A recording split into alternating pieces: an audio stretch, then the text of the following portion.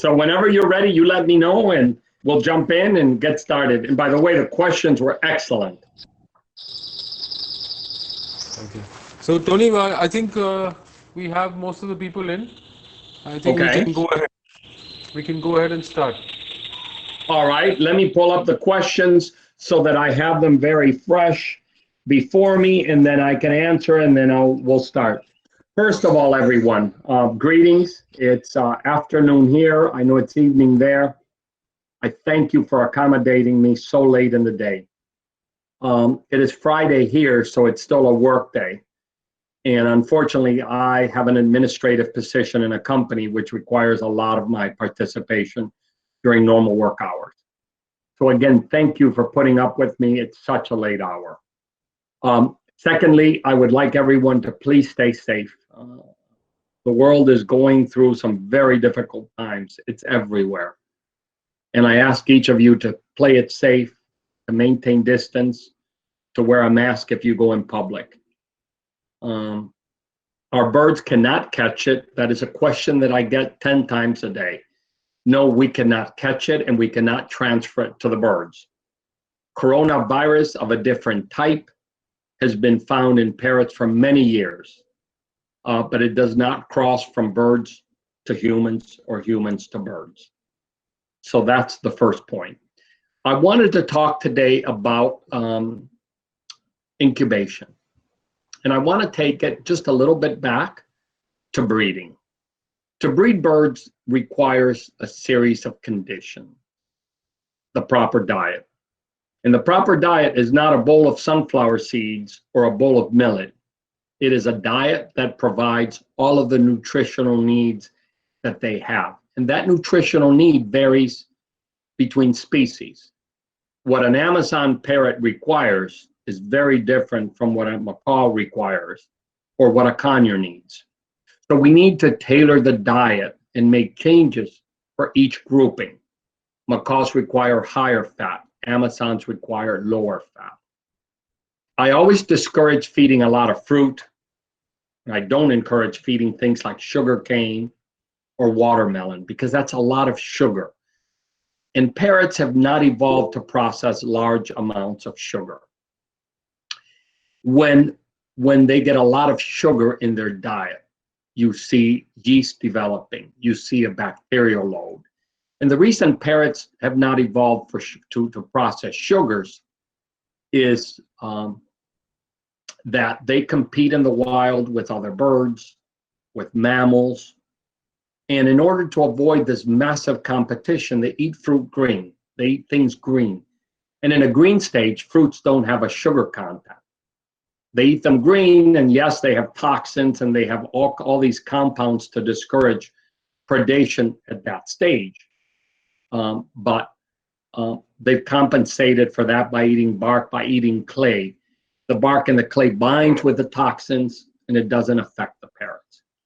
So when I talk about feeding fruits and vegetables, I really mean 90% vegetables, particularly things that are rich in beta carotene, carrots, pumpkin, sweet potato, and I like the American yellow sweet potato. And all of these items should be steamed to break the fibers. Broccoli, and a whole list of things, peppers. The list of suitable vegetables is massive.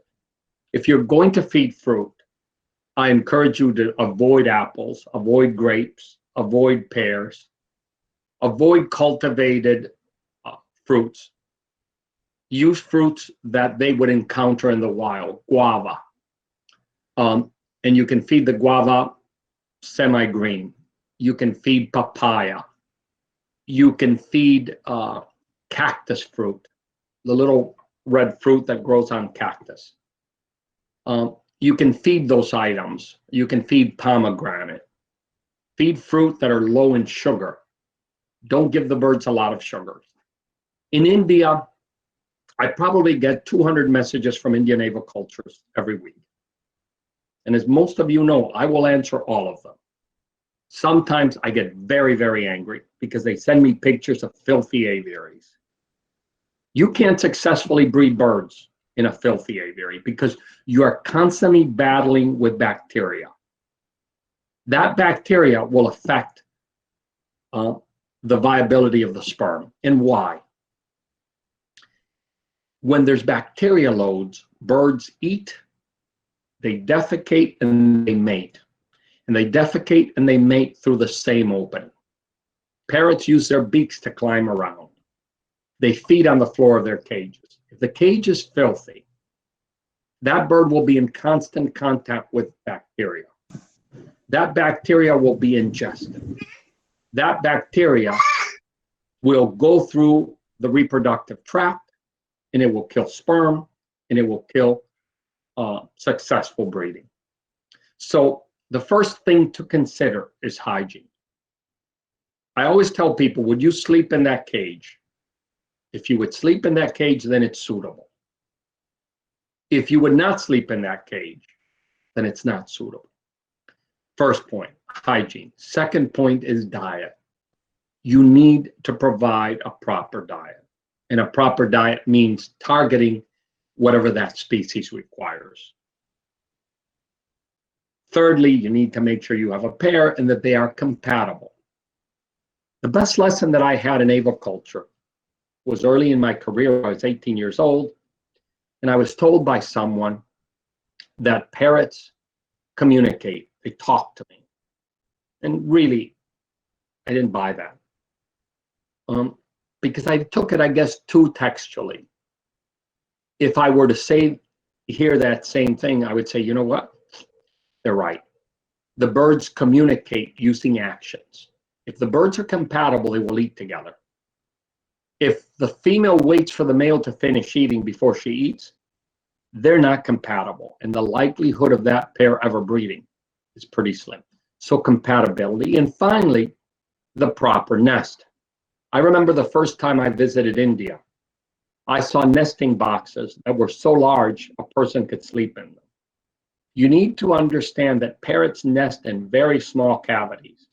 And they nest in small cavities because it provides them with the security that they need. I've seen macaws, I've seen cockatoos, I've seen Amazons nest in cavities that were so small the chicks could never make it out and they died. So always shrink the nest size and make it deeper. I had a message today about blue-throated conures. I said, give them a nest 10 inches square and 36 inches deep, and create shelves, which are barriers. And if this is the nest, these are the shelves. So if the bird looks through the entrance, he can't see the bottom. He's going to see a shelf, another shelf, and a very deep hole. The deeper the nest, the better, because it is darker, it's more compact, and it deters egg breaking. Many males get so hormonal that they want to chase the female out. They'll break the eggs to chase her out. Because if she's got no eggs, she's going to come out and mate again. So what you do is you create such great depth that they can't see the bottom. And if they can't see the bottom, they will not bother her. They'll leave her alone. So those are important steps in breeding. When you get eggs, then everything changes. How do you decide whether to remove the eggs for artificial incubation or to leave them in? Well, some species are set layers. Your ringnecks and your Alexandrines, and I understand there's a law against keeping them. But Asiatic parakeets are seasonal nesters. They will produce X amount of clutches. It doesn't matter whether you take every egg or you leave them lay a clutch and then you take the clutch. Amazons are the same. They will produce a set series of eggs and then they stop. Macaws can lay year-round. Cockatoos can lay year-round with some exceptions. Rose-breasted cockatoos, major Mitchell cockatoos, they're seasonal nesters. So with a pair, you need to say, is it worth removing every egg to keep them breeding, or am I going to remove the eggs the first eggs as they are laid, and I always take the eggs when they lay them, until a normal clutch is produced, and then let the pair lay again and let them keep those eggs. So you're doing both. You're allowing the pair to perform what is natural, but you're also doubling production by taking the eggs out, the first eggs, and allowing them to be incubated and hand reared. Is there a difference in breeding potential between hand reared and parent reared birds? And the answer is yes and no. There is a difference if you rear a bird to be a human with feathers. If you take a bird and you rear it constantly on you, and you're constantly playing with it, and you're constantly interacting with that bird will think it's a human that has feathers. It's not going to breed. If you take a hand-reared bird and you rear it in a group, and you allow that bird to experience flocking, to live in a group of other birds of its own kind or a similar species, if you allow that bird to have branches and things to chew, to interact with its clutch mates or with other birds, that hand-reared bird will breed and perform very naturally. When the time comes, that bird will breed because it knows it's a bird. It doesn't think it's a human. It doesn't come running to you when it sees you. It will stay in its cage. It will defend the nest. It will defend its mate. So you can hand rear, but prepare the birds if they're going to be breeders. If they're going to be pets, it's also important for that bird to understand that it is a bird and not a human with feathers. I get many photos from India of cockatoos that are chewing themselves, that scream incessantly. And part of the problem is the breeder created that nightmare. The breeder created that monster by producing a bird that was so imprinted that it doesn't know how to behave unless it's with a person. We want the birds to understand that they're birds. Let them develop flocking behavior. Let them develop flight skills. They will be a much better pet in the end, because that bird will understand if it's in a cage and it has toys that it should play. It doesn't scream and scream and scream in its cage wanting to be with you. So you prepare the birds. It's just like kids. You prepare your kids for their first day in school. You have to do the same thing with baby birds. So let me go to the questions and give you the answers. And I thank you for this opportunity. And I think of all the questions that I've gotten, these are some of the best. Why incubate and why hand rear? You want to incubate to increase production, and you want to incubate in case the birds break their eggs. There are pairs that will break their eggs, that will not incubate, that will never perform the proper duties. You can take those eggs, give them some fake eggs to try, to learn.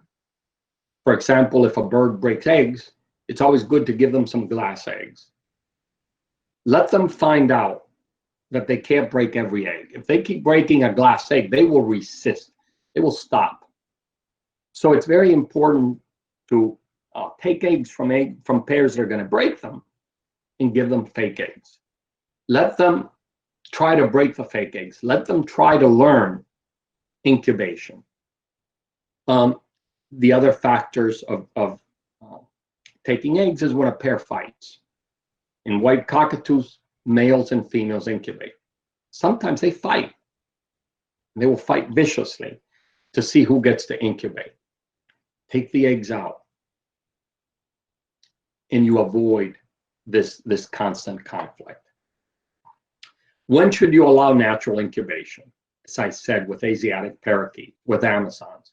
If you take the first eggs, the first clutch, let them rear the second one. Let them incubate the second one. If they're good incubators, let them rear the second clutch. That way they're performing their duties. They're doing what they should be doing. And you've also increased production.